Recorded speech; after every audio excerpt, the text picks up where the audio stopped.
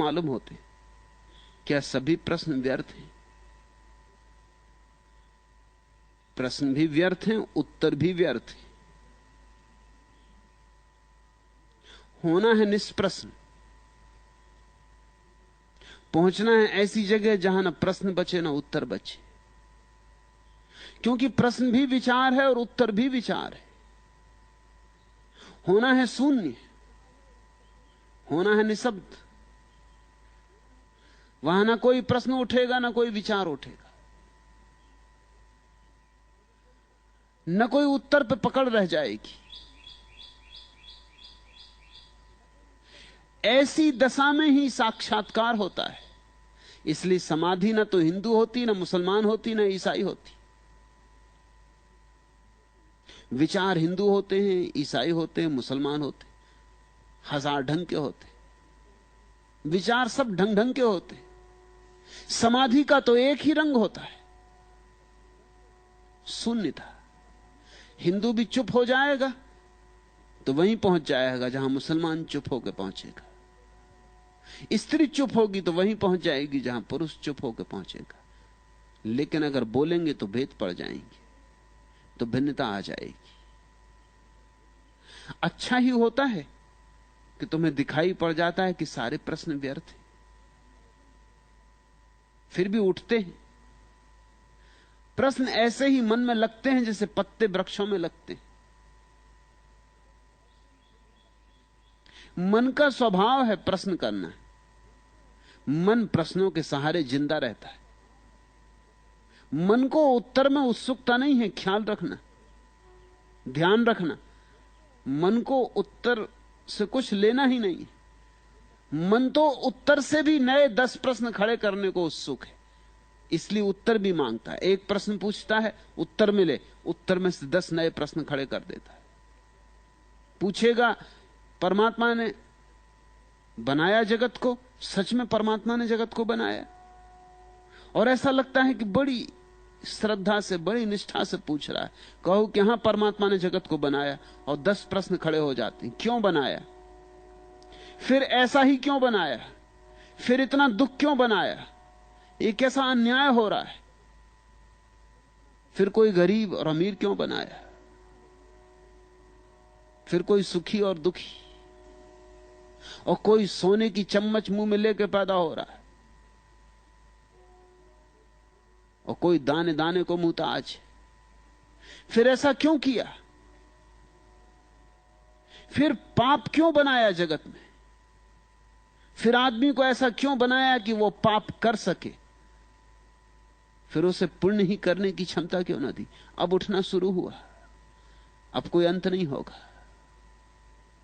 इसलिए बुद्ध जैसे ज्ञानी ने पहले ही प्रश्न पर रोक देना चाहा। पूछो बुद्ध से ईश्वर है?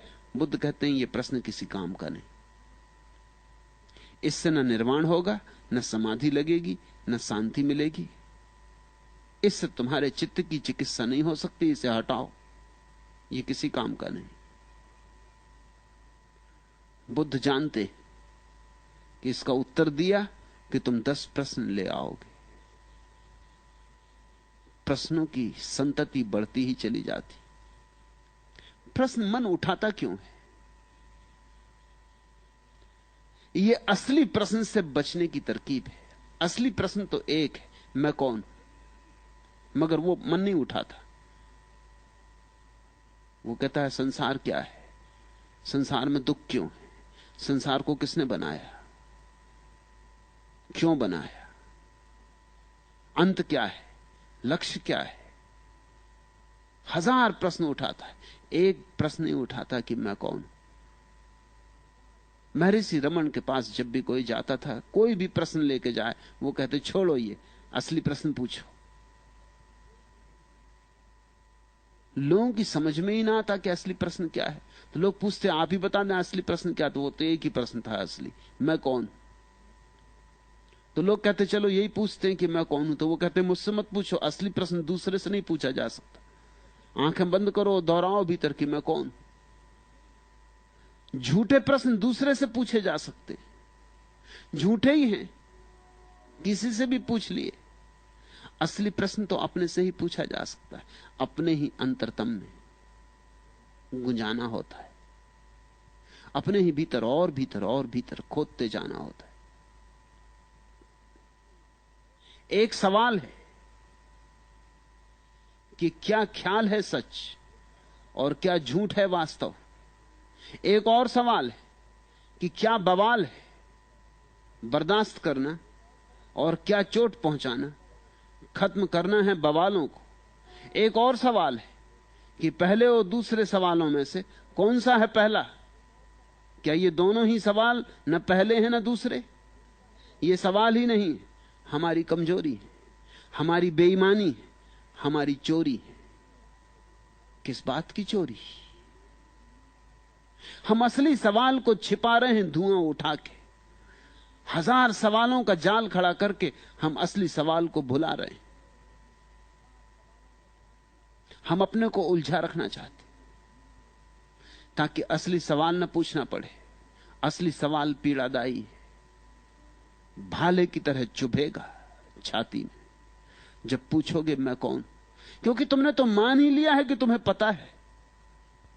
हर एक मान के बैठा है कि मुझे पता है कि मैं कौन हूं। यह भी कोई पूछने की बात है? तुम तो जानते ही हो तुम्हारा नाम, पता, ठिकाना। और क्या चाहिए? तुम्हें पता है तुम गोरे हो कि काले हो, हिंदू हो कि मुसलमान हो, हिंदुस्तानी कि पाकिस्तानी। तुम्हें सब पता है। तुम्हारे पिता का नाम, पिता के पिता का नाम, तुम्हारा घर, सब तुम्हें पता है। तुम्हारा धंधा, तुम्हारी शिक्षा दीक्षा, सब तुम्हें पता। और क्या चाहिए? और इसमें से कुछ भी तुम नहीं हो।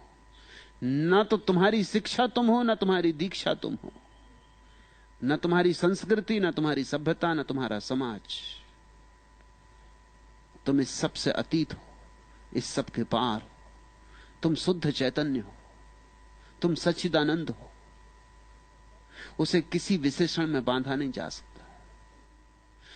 तुम तो दर्पण हो। इस दर्पण में जो प्रतिबिंब बनते हैं वे प्रतिबिंब तुम नहीं हो। और जितनी चीजों को तुमने समझ रखा है कि यह मैं हूं, ये सब प्रतिबिंब है। अभी दर्पण की तुम्हें पहचान ही नहीं आई। जब तुम दर्पण को जानोगे, पहचानोगे, चकित हो जाओगे, विमुग्ध हो जाओगे। ऐसे रस में डूबोगे कि फिर कभी उसके बाहर ना आ सकोगे। प्रश्न तो सब व्यर्थ है, सिर्फ एक प्रश्न को छोड़कर। और उत्तर भी सभी व्यर्थ हैं, सिर्फ एक उत्तर को छोड़कर। लेकिन वह प्रश्न और वह उत्तर तुम्हारे भीतर घटना है। बाहर से कोई उत्तर नहीं मिल सकता। मैं कह रहा हूं कि सच्चिदानंद हो तुम, लेकिन इससे क्या होगा? तुमने सुन भी लिया, हुआ क्या? परसों रात फ्रांस से आई एक महिला को मैं कुछ कह रहा था। दुखी थी, उदास थी। कह रही थी कि कभी कभी सुख भी होता है, लेकिन अधिकतर तो मैं उदास ही रहती हूं। कभी कभी ठीक लगता है, बस कभी कभी, ज्यादातर तो सब ऐसा व्यर्थ लगता है। मैं क्या करूं? तो उसे मैंने कहा कि मैं तुझे एक सूफी कहानी कहता हूं। मैंने कहानी शुरू की थी, 2 ही पंक्तियां कही थी। उसने कहा कि यह कहानी मुझे मालूम है। मैंने कहा अगर ये कहानी तुझे मालूम, सच में तुझे मालूम, तो फिर उदास क्यों है? वो थोड़ी चौंकी, क्योंकि कहानी मालूम होने से उदास होने का क्या संबंध हो सकता है। तो फिर मैंने कहा तू फिर से सुन, तुझे कहानी मालूम नहीं। तूने सुनी होगी, पढ़ी होगी, लेकिन कहानी को जीना पड़ेगा। पढ़ने और सुनने से क्या होगा? कहानी तो छोटी सी है, विख्यात है, तुम में से भी बहुतों को पता होगी। लेकिन फिर भी मैं कहता हूं पता तभी होगी जब तुम जियोगे। कहानी में उससे कह रहा था कि एक सम्राट ने अपने स्वर्णकार को बुलाया, सुनार को बुलाया, और कहा मेरे लिए एक सोने का छल्ला बना और उसमें एक ऐसी पंक्ति लिख दे जो मुझे हर घड़ी में काम आए। दुख हो तो काम आए, सुख हो तो काम आए। सुनार ने छल्ला तो बनाया, सुंदर छल्ला बनाया, हीरा जड़ा, लेकिन बड़ी मुश्किल में पड़ा था कि ऐसा वचन कैसे लिखूं उसमें जो हर वक्त काम आए। कुछ भी लिखूंगा वो किसी समय काम आ सकता है, किसी खास घड़ी में, किसी संदर्भ में, लेकिन हर घड़ी में, जीवन के हर संदर्भ में काम आए ऐसा वचन कहां से लिखूं, कैसे लिखूं? वो पागल हुआ जा रहा था। फिर उसे याद आया, एक फकीर गांव में आया है, उससे पूछ लें। फकीर के पास गया, फकीर ने कहा इसमें कुछ खास बात नहीं, तू जा इतना लिख दे, दिस टू विल पास, यह भी बीत जाएगा। और सम्राट को कह देना कि जब भी कोई भी घड़ी हो और तुम परेशान हो, खुश हो, दुखी हो, इस छल्ले में लिखे वचन को पढ़ लेना, वो काम पड़ेगा। और वो काम पड़ा। सम्राट कुछ ही दिनों बाद एक युद्ध में हार गया और उसे भागना पड़ा, दुश्मन पीछे। वो एक पहाड़ में जाके छिप गया है, थर थर कांप रहा है, घोड़ों की टाप सुनाई पड़ रही, बड़ा दुखी है, जीवन मिट्टी हो गया। क्या सपने देखे थे, क्या से क्या हो गया। सोचता था राज्य बड़ा होगा इसलिए युद्ध में उतरा था, राज्य अपना था वो भी गया, जो हाथ का था वो भी गया उसको पाने में जो हाथ में नहीं था। बड़ा उदास था, बड़ा चिंतित था, कैसी भूल कर ली। तभी उसे याद आई छल्ले की, वचन पढ़ा, वचन था कि यह भी बीत जाएगा। मन एकदम हल्का हो गया, जैसे बंद कमरे के किवाड़ किसी ने खोल दिए, सूरज की रोशनी भीतर आ गई, ताजी हवा का झोंका भीतर आ गया। मंत्र की तरह जैसे अमृत बरसा, यह भी बीत जाएगा। वो शांत होकर बैठ गया। वो भूल ही गया थोड़ी देर में कि घोड़ों की टाप कब सुनाई पड़नी बंद हो गई, दुश्मन कब दूर निकल गए। बड़ी देर बाद उसे याद आई कि अब तक पहुंचे नहीं।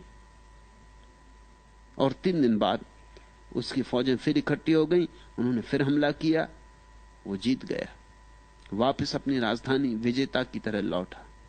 बड़ा आंकड़ा था, फूल फेंके जा रहे थे, दुदुम्भी बजाई जा रही थी, भारी शोभा यात्रा थी। तभी अकड़ के उस क्षण में उसे अपना हीरा चमकता हुआ दिखाई पड़ा अंगूठी का। उसने फिर वो वचन पढ़ा, यह भी बीत जाएगा, और चित्त फिर हल्का हो गया, जैसे कोई द्वार खुला, रोशनी भर गई। वो जो अहंकार पकड़ रहा था कि देखो मैं ऐसा विजेता था कभी पृथ्वी पर, इतिहास में लिखा जाएगा नाम स्वर्ण अक्षरों में, उड़ गया। जैसे सुबह सूरज उगे और घास पे पड़ी ओस की बूंद उड़ जाए, ऐसा वो अहंकार उड़ गया, हल्का हो गया। फिर वही शांति आ गई। मैं उस महिला को कह रहा था ये कहानी, मैंने आधी ही कही थी। उसने कहा कि मुझे ये कहानी मालूम है। मैंने कहा नहीं मालूम है। उसने कहा मुझे मालूम है। मैंने कहा नहीं मालूम है। अगर मालूम है तो जो तूने प्रश्न उठाया वो उठाना नहीं था। दुख आता है, जानो कि बीत जाएगा, यहां सभी बीत जाता है। सुख आता है, बीत जाता है। न दुख में टूटो, न सुख में अकड़ो, न दुख में उदास हो जाओ, न सुख में फूल जाओ, कुप्पा हो जाओ। सब आता है, सब जाता है। पानी की धार है, गंगा बहती रहती, यहां कुछ स्थिर नहीं। यहां साक्षी के अतिरिक्त और कुछ भी स्थिर नहीं। यहां देखने वाला भर बचता है और सब बीत जाता है। सुख भी बीत जाता है, दुख भी बीत जाता है, लेकिन जो दुख को जानता, सुख को जानता, वह जानने वाला कभी नहीं बीतता, वह अनबीता, सदा स्थिर। उसी की तलाश करनी है। उसको ही जिस दिन पहचान लोगे, जानना कि उत्तर मिला इस प्रश्न का कि मैं कौन हूं। और यही एकमात्र सार्थक प्रश्न है, और यही एकमात्र सार्थक खोज है।